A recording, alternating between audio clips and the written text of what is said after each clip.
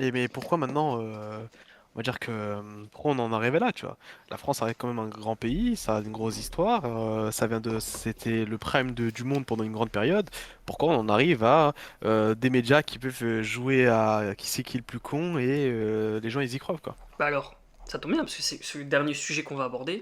Justement, c'est pourquoi la société du spectacle fonctionne bien, parce qu'il y a des illuminés.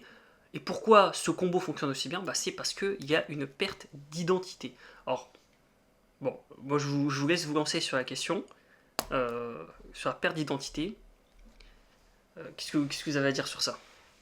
Et, la représentation, c'est jusqu'à, vas-y, on va pousser jusqu'à 2 générations, hein. On va dire que tu reprends les codes de ton grand-père, qui a repris les codes de son grand-père, voilà. Techniquement, ça pousse loin, mais on va dire que tu te assimiles à ce qui est le plus proche, logique. Et donc, quand tu vois, tu ne sais pas ce que ton grand-père faisait ou bien ce que tu es tout seul, on peut t'assimiler à tout et rien et t'inventer des combats. Bon, on va prendre l'exemple tout con je pense que tout le monde l'attend ici, la culture européenne. La fameuse culture européenne. Ah là là.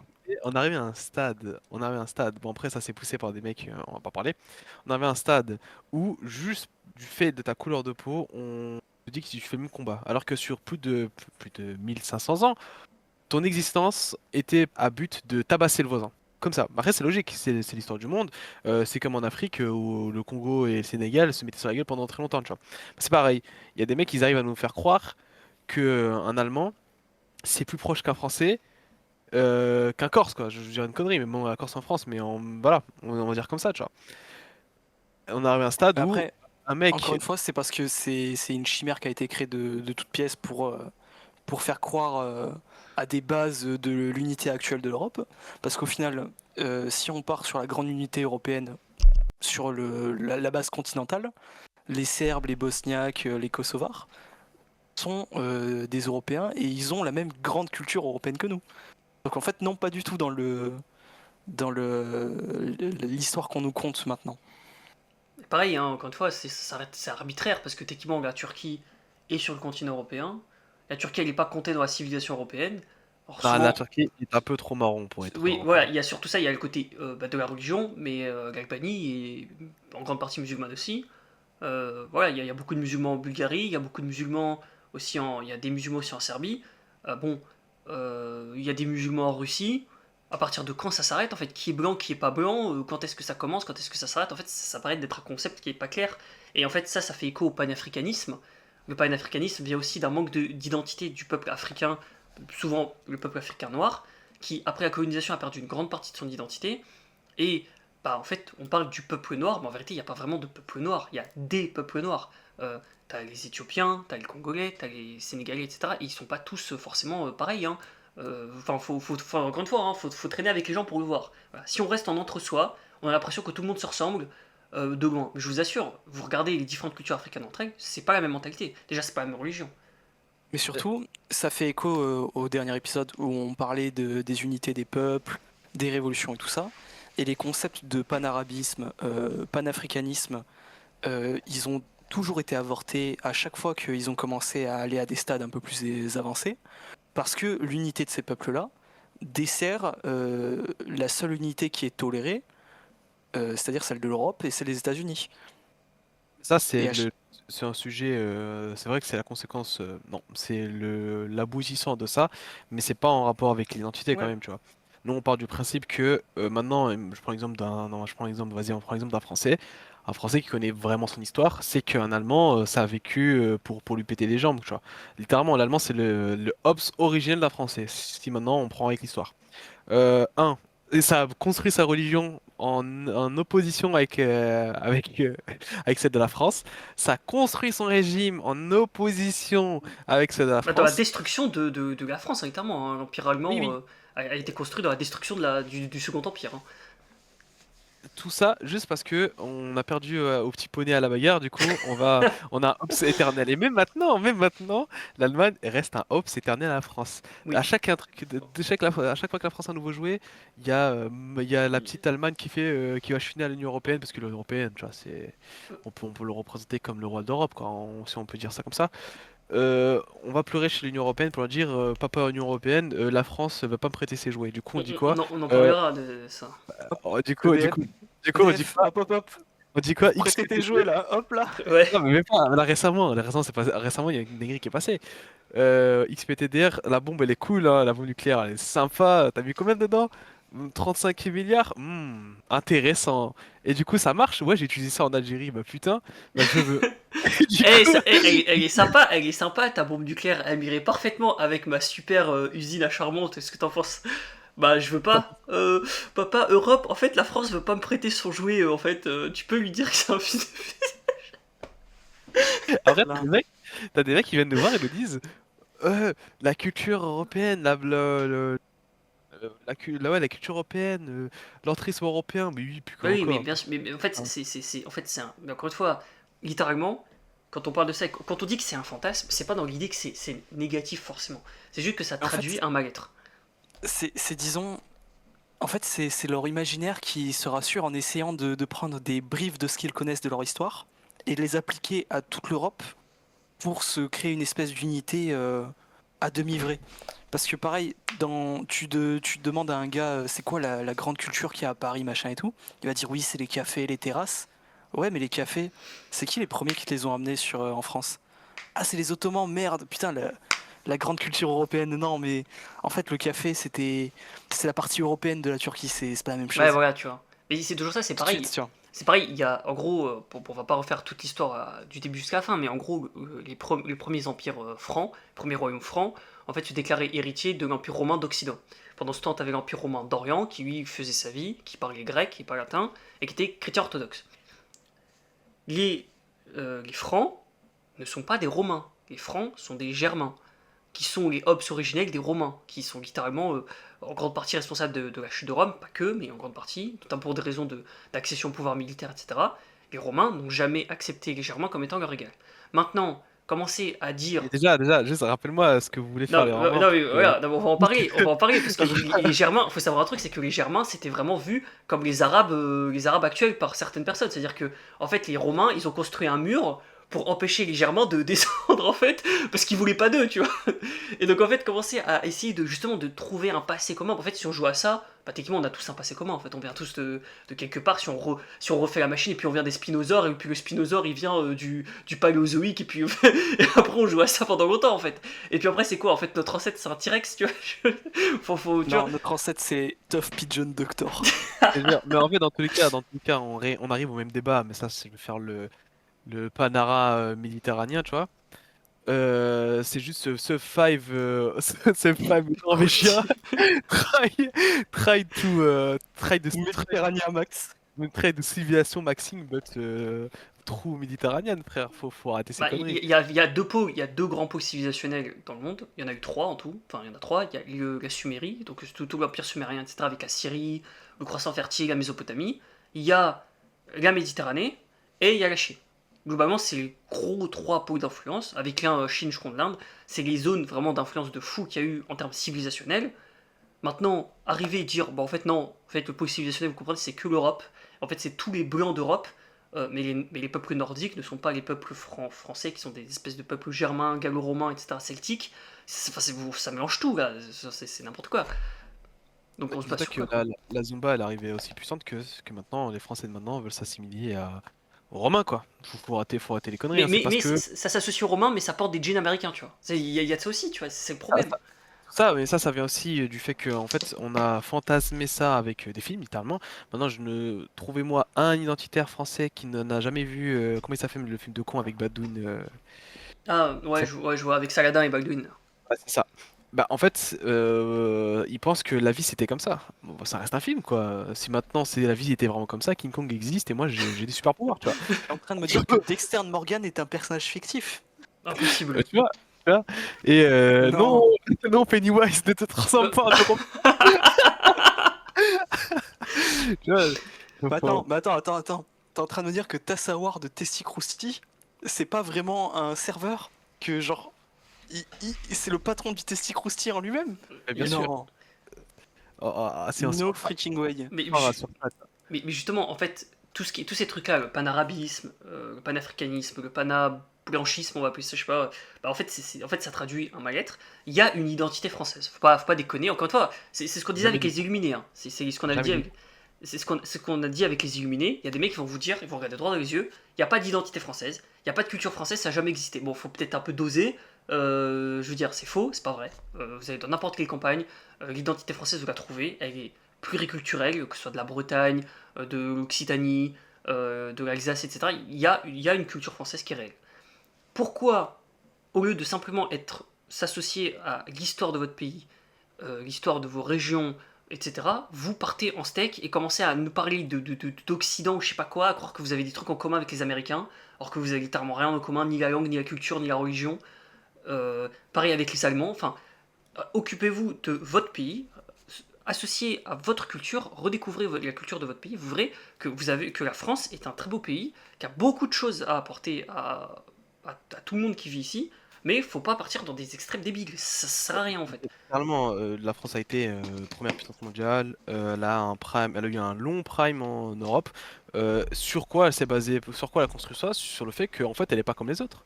Elle loue la fierté française. Elle n'existe plus maintenant. À l'époque, avoir la French Touch, c'était bien vu. Maintenant, ça nous rappelle juste des trucs bizarres, tu vois. Maintenant t'as le croustille, le French tacos. Bon, après, ça va, Ap- ça va nous justifier ça sur c'est pas français, c'est Après, allemand. ouais, franchement le Mais French bon, tacos ça tue sa mère. Après, c'est dégueulasse mais ça tue sa mère. mais bon. Après, faut quand même dire un truc, c'est que, en fait, si les gens auraient voulu conserver la grandeur de la France, ils auraient interdit à ce que le French tacos voit le jour ou continue d'exister. Frérot, le French tacos c'est un des 12 signes de la fin du monde qui était inévitable. Voilà, c'est bon. C'était C'est impossible. écrit dans le Coran. Ouais, C'est écrit dans le Coran, les c'est gars. écrit dans la Bible aussi. Attends, Ouais, c'est écrit dans tous les livres religieux que tacos est un signe de la fin Il du y a temps. un prophète qui est venu, il s'appelait Tassawar Mahfoud, et il a dit le French tacos est annonciateur de la fin du monde. Voilà. Mais, mais bon, on vanne un peu, mais encore une fois, hein, c'est le truc. Et pareil, être fort, attaché à son identité, c'est aussi être capable de reconnaître les erreurs de son pays. Ça joue aussi. Je veux dire, voilà, la France, elle n'a pas fait que du bien dans l'histoire. Elle a produit de grands chercheurs, de grands scientifiques qui ont fait de grandes avancées, que ce soit Le Verrier, Laplace, etc. Il y a eu beaucoup de grands chercheurs qui sont français, mais la France a aussi fait des conneries. C'est logique. C'est des sociétés humaines, les sociétés humaines sont imparfaites. Et c'est justement, être une grande nation, c'est aussi reconnaître ces erreurs-là et en faire partie de l'histoire. Maintenant, commencer à nous faire, alors bon, là je sais de Zemmour, commencer à nous faire croire qu'en fait Pétain a protégé des juifs, je sais pas quoi, ou réécrit l'histoire, je sais pas quoi, ça sert à rien de faire ça. Ça a aucun intérêt. Une histoire, elle a pas pour but d'être parfaite. Et c'est justement c'est ça qui fait qu'elle est belle, c'est le fait qu'elle est imparfaite. Ça la rend réelle. Sauf que bah, maintenant, on arrive dans un moment, dans la société française plus particulièrement, où il y a tellement plus d'identité qu'en fait on en invente une qui est complètement romancée et qu'en fait qui est déconnectée de la réalité. Où en fait on mélange absolument tout n'importe quoi. On mélange arabe, littéralement. musulmans, on mélange étrangers, natifs, descendants d'immigrés, on mélange immigration, multiculturalisme, on mélange France, Empire romain, Allemagne, Europe, en fait il n'y a plus rien qui a de sens. Et du coup on peut plus discuter. C'est pour ça que les gens se parlent plus et préfèrent se tabasser à coups de barre de fer. Bon alors, hein. Après, c'est comme. Bah, c'est ça. Bizarrement, pourquoi maintenant dans les médias, on a plus de points. Bon, ça. Hormis certaines chaînes, on n'a plus de points culture en France. Je sais plus, t'avais l'autre mec là, Stéphane Bern avant, il était cool, c'est séries de cons où il battait des châteaux. C'est vrai. Là, on l'a plus. On a encore ça parce qu'on a grandi avec, mais maintenant, les mecs de notre génération, les mecs de cette génération, comment ils font? Ils vont voir quoi? Ils vont voir Nasdaq et à savoir se mettre des pêches pour savoir qui a le meilleur fast-food. Mais il y a plus rien d'existentiel. Comment un mec peut se raccrocher à la culture française avec ce genre de représentation? Maintenant, il y aura des trous de balles qui pourront me justifier ça comme ouais, c'est à cause d'immigration, mais même avant ça. Jusqu'à preuve du contraire, c'est pas t'as savoir en ouvrant le testicule aussi qui a arrêté de faire des vidéos, qui a arrêté Stéphane Bern de faire ses points culture françaises, tu vois. Non, mais il y a aussi un manque d'intéressement à la culture parce qu'au final, il n'y a plus personne qui s'identifie. Que à l'école, on te raconte peut-être une version qui est romancée pour pas trop choquer l'ensemble de la classe. Puis à la télé, sur CG ou Oh là là Fox là là TV. là là là. Oh là là, oh là là, le double combo. Et là, d'un coup, paf, tiens, genre le mec, il a pas envie d'écouter, tu vois. Oh, c'est. Mais non, c'est vrai. Le brain rot Twitter m'a convaincu de ne pas respecter nos propres règles. Bah, My bad. Masterclass frérot en tout cas. Mais effectivement, au-delà de ça, il y a aussi un autre truc qui est quand même triste, c'est que en fait le discours fameux, bah, souvent ça parle de roman national. Moi je suis pas pour un roman national, ça n'a aucun sens. Un roman national, c'est en fait on écrit une vérité, on dit aux gens c'est ça, c'est ce que faisait la Troisième République. La Troisième Vraie République question, a fait ça. vraie question en ça. Pourquoi pas un manga national? Toi tu veux un testé croustille national aussi. Ouais. Ouais, bah oui, mais mais littéralement, si on prend n'importe quel support d'illustration, n'importe quoi, un roman, un manga ou ce que tu veux, si ça part de ce biais-là, bah en fait, il y aura un mec qui va écrire et l'histoire sera sur le prisme de ce mec-là. C'est ça. Littéralement. C'est comme les vieux débats de power scaling dans les mangas de con là. À la toute fin, c'est celui-là qui écrit l'histoire qui décide qui Oui, gagne, bien tu vois. sûr. C'est pareil. Et le roman national, il a pas d'intérêt en tant que tel, puisque d'ailleurs, encore une fois, je répète, mais c'est ce que faisait la Troisième République. Ça n'a pas donné des choses positives, au contraire. En fait, le roman national, on pourrait croire que c'est une bonne idée, mais en fait, ça dégoûte. Ça dégoûte parce qu'en fait, on t'impose une vérité, on te dit c'est comme ça. Voilà, c'est ça, et tu cherches pas à comprendre. Alors que l'amour d'un pays, en fait, il se gagne pas en te forçant.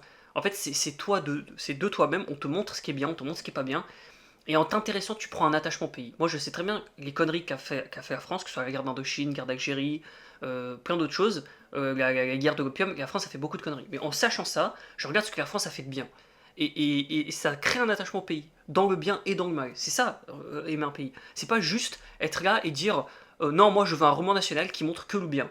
Ou alors, non, au contraire, faut montrer qu'on est vraiment des connards dans l'histoire depuis le début et on va montrer que le mal. Ça, c'est ce que fait l'éducation nationale en grande partie. L'éducation nationale, elle te montre qu'en fait la France a fait que des conneries, que des dingueries, on reste très en surface. Non, explique qu'est-ce que c'est. Explique que la Première Guerre mondiale, par exemple, c'est une guerre qui est compliquée, tu vois, et que c'est pas juste des soldats qui souffrent, c'est plus que ça, quoi. Ça en fait partie, mais c'est plus. Il y a plein d'autres choses comme ça. C'est vrai, c'est Ouais. vrai. Mais après, le problème, c'est que, encore une fois, à voir à quel point serait diluée la vraie histoire. Parce que, ok, tu donnes l'entièreté du bouquin, mais du coup, ça veut dire que derrière, il va y avoir des conséquences. Parce que du coup, il y a des gens qui vont se sentir foulés. Des gens à qui on a menti pendant des années, des années, des années, et à qui tu vas casser la réalité dans laquelle ils ont grandi, tu vois. Donc après, avoir les limites dans lesquelles il faudrait révéler toute l'histoire et pas que le prisme du gagnant. Bah, Je ça, suis d'accord, ouais. c'est à force. C'est pas le livre qui doit être modifié, c'est surtout la mentalité des gens. Maintenant, si tu t'as baigné dans toute ta vie sur une gloire qui n'existe pas, et que si demain je te dis en fait ton sac est rempli de merde, bah, et que ça te choque, c'est que c'est toi le souci, il y a un problème vers toi, quoi. Bah, encore une fois, Pourquoi hein. maintenant t'as fait croire ça, tu vois? Qui t'a fait croire ça et pourquoi t'as fait croire ça, tu vois? Bah, une nouvelle fois, c'est une phrase qui est très vraie, c'est que euh, la réalité, c'est ce qui continue d'exister, même après qu'on a arrêté d'y croire.